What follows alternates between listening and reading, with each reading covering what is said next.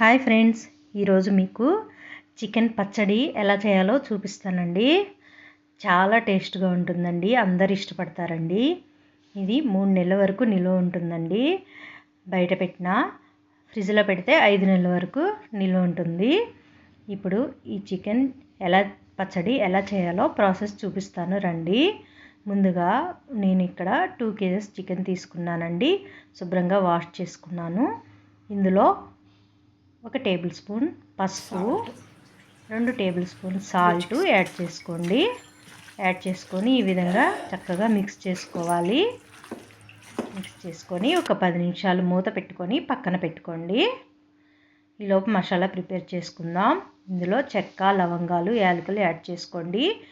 ఒక 3 యాలకులు, ఒక చెక్క, లవంగాలు ఒక 10, ధనియాలు 4 టేబుల్ స్పూన్లు, ఆవాలు 2 టేబుల్ స్పూన్లు, మెంతులు 1 టేబుల్ స్పూన్, తర్వాత జీలకర్ర 1 టేబుల్ స్పూన్ యాడ్ చేసుకొని చక్కగా దోరగా ఫ్రై అవనియండి మసాలాని మొత్తాన్ని. చూడండి, పక్కన పెట్టుకొని చల్లార్చుకొని మసాలా ప్రిపేర్ చేసుకోండి. ఇప్పుడు చికెన్ మూత తీసుకొని ఇది ఒక బౌల్లో వేసుకొని చక్కగా ఉడికించుకోవాలి. ఒక 10 నిమిషాలు ఉడికించుకోవాలి. మధ్యలో మూత తీసి చూడండి, వాటర్ పైకి వచ్చింది. ఈ వాటర్ అంతా ఇంకిపోయే వరకు చక్కగా ఉడికించుకోండి. చూడండి, ఉడికిపోయింది. ఇప్పుడు ఒక గిన్నెలో 3 కప్పుల ఆయిల్ యాడ్ చేసుకొని ఆయిల్ హీట్ అవ్వగానే ఈ చికెన్ ముక్కలన్నీ చక్కగా ఫ్రై చేసుకోవాలి. బాగా ఫ్రై అవ్వాలండి. చికెను కొద్దిగా టైం ఎక్కువే పడుతుందండి ఈ ఫ్రై అవ్వాలంటే.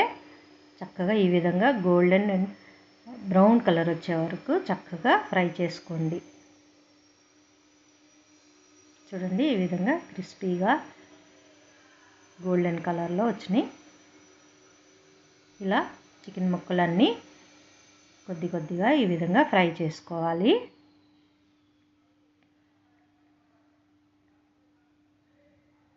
ఎంత ఫ్రై చేసుకుంటే అంత బాగా ఉంటుందండి చికెన్ పచ్చడి.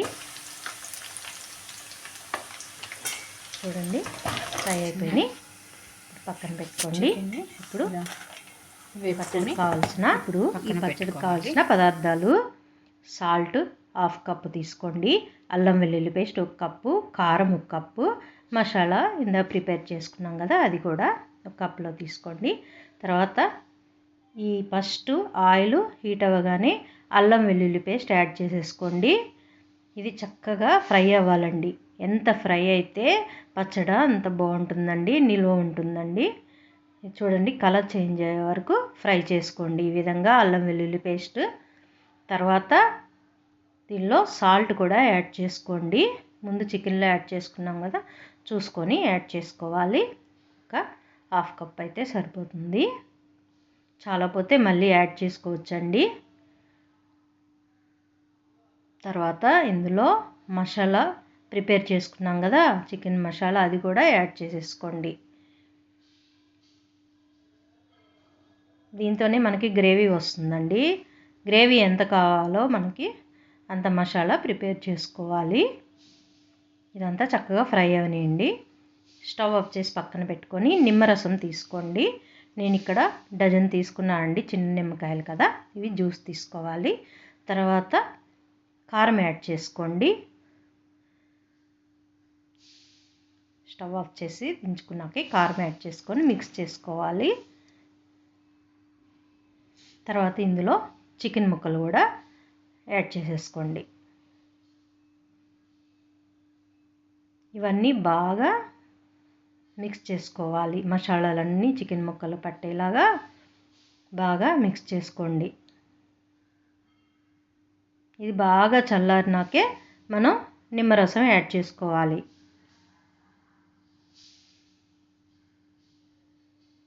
చల్లారిపోయినాక నిమ్మరసం యాడ్ చేసి మొత్తం మిక్స్ చేసుకొని ఒక కంటైనర్లో స్టోర్ చేసుకోండి. తర్వాత 2 days ఆగిన తర్వాత దీన్ని చక్కగా మిక్స్ చేసుకొని చూస్తే ఆయిల్ మొత్తం పైకి వచ్చేస్తుందండి. మీకు